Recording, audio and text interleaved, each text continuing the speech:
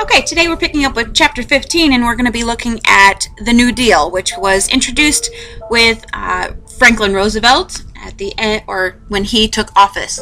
So first we have to look at how Roosevelt comes into office. 1932, it's an election year. We already know that Hoover's doing pretty badly, especially with the incident of the bonus army. And so you do have Republican Herbert Hoover, who is seeking re-election, going up against Democrat Franklin Delano Roosevelt. Well, FDR had some political background. He was governor of New York, and he was a relative of Teddy Roosevelt. Pretty friendly, pretty confident, and because everyone's just so unhappy with what Hoover had been doing with the Depression, FDR gets elected pretty easily. It's pretty much a landslide election. So, 1932, the Depression pretty much hits rock bottom. And so, FDR is going to ask for broad executive war powers. Basically, he's saying that the U.S. government is going to declare war on the Depression.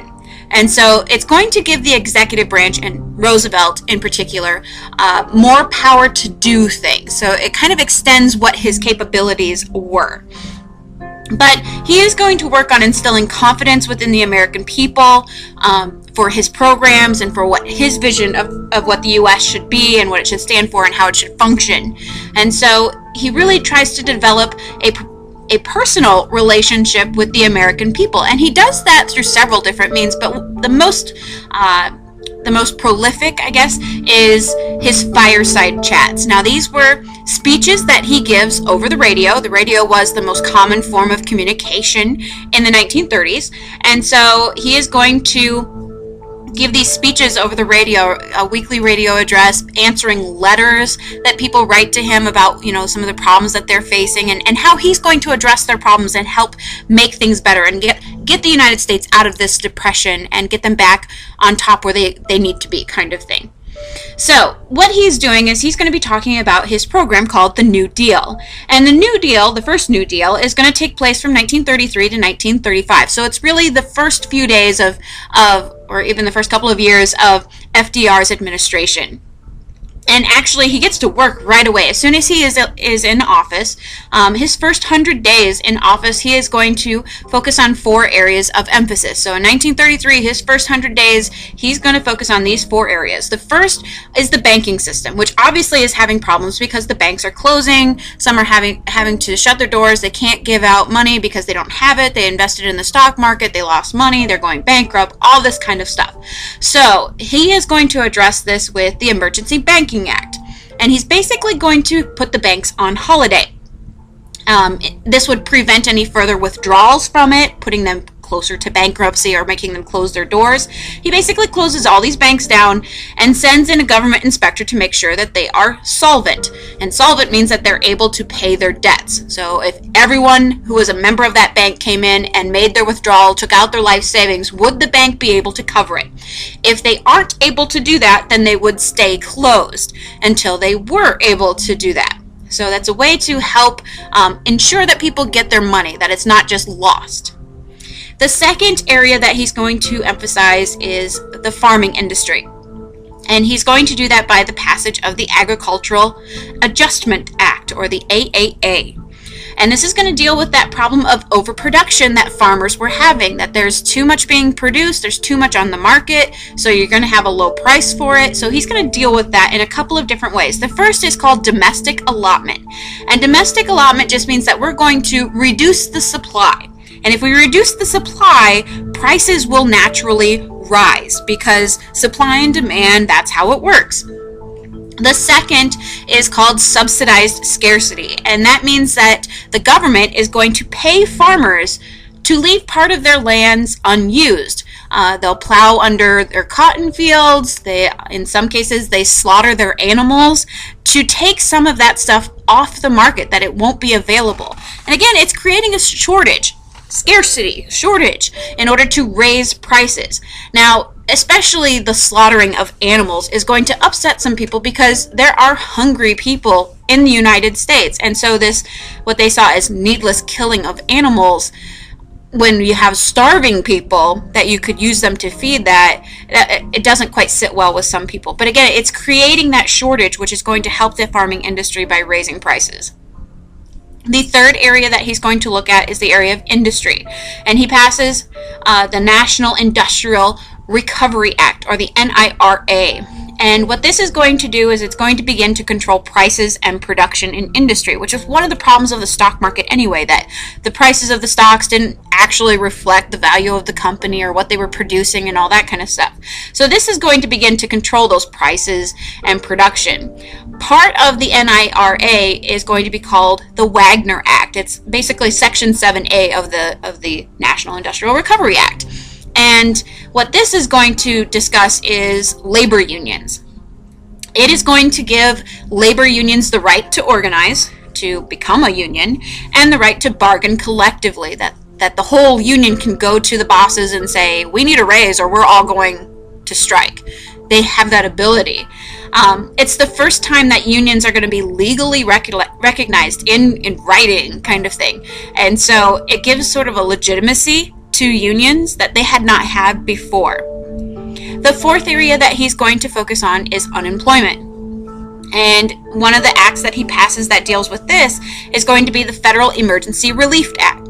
And this is going to do a couple of different things. It's going to create the Civil Works Administration, and the Civil Works Administration, or the CWA, is a temporary agency to help relieve unemployment. They would find you a temporary job, so maybe a seasonal job or something like that will get you through a couple months.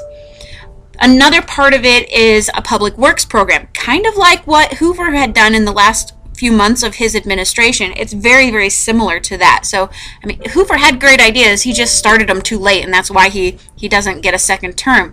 FDR kind of picks up on some of those ideas and sells it to the American people that this is the answer to the Depression, and that includes a public works program. And this public works program, he's really going to emphasize in the winter of 1933 and 34, one of the worst winters in recent years at that time. And so he needs to get people out of endangered, I guess, areas of the winter, getting them out of the cold and that kind of stuff. And so he's going to send men from the north down south to build bridges and roads, to clear out forest areas, all kinds of stuff. And really this public works program that's a part of the Federal Emergency Relief Act is designed to get them through that winter, that they could send money back home to their families so they would have food, they would have shelter, they would have fuel, all that kind of stuff. So that was really what its purpose was for. Now, not everybody agreed that FDR's solution was the solution that needed to be happening. He will have challenges from both sides. He'll have challenges from the left wing who think he's not doing enough, he needs to do more. And he'll have challengers from the right wing who are saying he's doing too much, we need to cut back, government shouldn't have this power. So there's all kinds of things happening. It's kind of like you just can't please everybody, sort of thing. So some of his challengers include Francis Townsend, and Francis Townsend was a physician, he was a health officer, and he wanted to help the elderly and the poor to make sure that they were getting through the Depression as well. And one of the things that he's going to suggest is a pension plan. And this pension plan would give monthly benefits to the elderly in order to help, ensure that you're going to have income in your later years, in your golden years, kind of thing. Now, the pension plan that Townsend puts together ends up being just too expensive to be feasible, but it's an idea that will be eventually used for a social welfare system like Medicare and Medicaid and Social Security later on. The elderly obviously are going to back it. They think that's a great idea, but the feasibility of it, the amount of money is kind of the issue, the sticking point. Another challenger to FDR's New Deal is Father Charles Coughlin, and he's known as the radio priest. He's a Roman Catholic priest, and he felt that Roosevelt was not caring enough about the common people, that he's just helping out the banking industry and not really worrying about the common people. And so Father Charles Coughlin favored a guaranteed annual income for people, that you will be guaranteed, the government will guarantee that you get X amount of money every year of your life. And it wins a lot of support, but as he's gaining more and more popularity and getting more and more radio time and all kinds of stuff, Father Charles Coughlin becomes very anti-Semitic in his viewpoints, and that comes across, and that's going to cost him a little bit. The American public were anti-Semitic themselves. For the most part, public opinion showed that that was true of the American public in this time period, but to be so vocal about it, and especially from a religious leader, was sort of a huge thing. The third challenger is Senator Huey Long, and he's a senator from Louisiana, and he had become a senator based on the platform of Share Our Wealth Society, that the wealthiest need to pay higher taxes to help balance out. Remember that one of the problems was an unequal distribution of income, and so Huey Long believes that there should be a redistribution of American wealth, that the rich don't need to be quite so rich. They can be taxed more heavily, and that money can then go to the poor and help bring them out of poverty, sort of thing. He often will bring up in his speeches that the richest 1% of American people owned 60% of the wealth, and he felt that just wasn't right, and so his solution was to tax them very heavily. Now, at the height of his popularity, Senator Huey Long is going to be assassinated, and so his message is kind of stopped at that point. 1935 rolls around, and the first New Deal is all working great, and for the most part, but there's still some problems. There's still high unemployment. Industry isn't quite recovering the way that it needs to be, and so FDR is going to introduce his second New Deal, and the second New Deal will run from 1935 to 1941. And what we see happening in the second New Deal is more of a move to the left, more liberal programs, more expansive programs of doing more. And he is encouraged to do this by his wife, Eleanor. Eleanor Roosevelt was an activist for the poor. She was an activist for women, for minorities, basically the downtrodden. She's trying to help them out. And so she had a lot of interaction with the people because she did a lot of traveling for her husband. Her husband was, for the most part, confined to a wheelchair because of polio, which disabled the use of his legs, and he didn't want people to really know that he had that, so his wife did a lot of the traveling for him, and she's the one who interacted with the people who were the hardest hit. And so she's seeing firsthand what life was like in the Depression, and she's going back to her husband and saying, we have to do something for these people. So part of the second New Deal is going to be the Social Security Act, and this is basically an old age pension of getting money to those 65 or older and their spouses, and you could get somewhere between $10 to $85 a month depending on your income and standard of living and where you were living and all that kind of stuff. However, this is going to exclude certain groups like domestic servants, farm workers, hospital staff, restaurant workers, that it did not apply to them. You could also get unemployment compensation, $15 to $18 a week, which will help with medical costs and food and shelter and all that kind of stuff. And it also included pensions for families with dependents, or people who had disabled children or disabled relatives living with them. They were blind, or they were crippled, or they were elderly, or single mothers with dependents. It's going to help them get through as well. The second program that will come through with the second New Deal is the Works Progress Administration, or the WPA. And this is another work relief program for unemployment, because unemployment was at roughly 30% in the U.S., extremely high. And so trying to find jobs for them to do. Let's go build some roads, and let's build some buildings, and build dams and bridges and forest preserves and all kinds of stuff.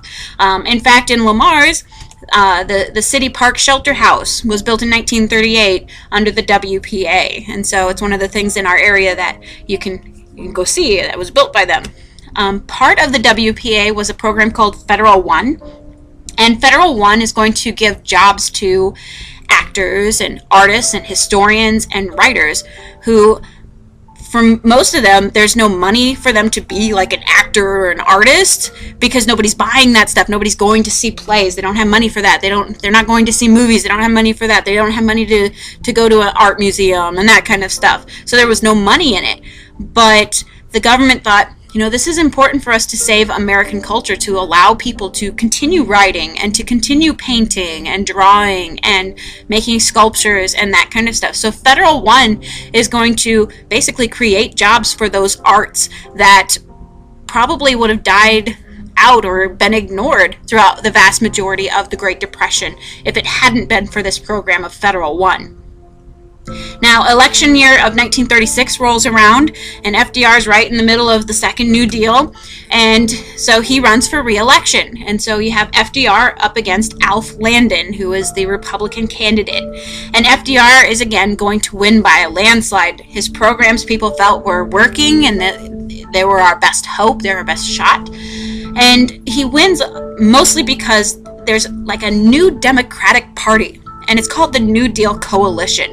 And it's a lot of groups that hadn't typically voted Democrat are now going to start voting Democrat because of FDR. It's basically because of what he's doing for them to help them out. So groups like the middle class or blacks, because blacks typically had voted Republican because that was the party of Lincoln, and Irish and Catholics and Jews typically had voted Republican prior to this. And so now they're going to start voting Democrat because of what FDR is doing for them. And actually, this New Deal coalition basically becomes the new Democratic Party, and it became a lasting group even after FDR's death. We still see some consistency that blacks and Catholics and Jews tend to still be Democrats. And it all starts back in the 1936 election.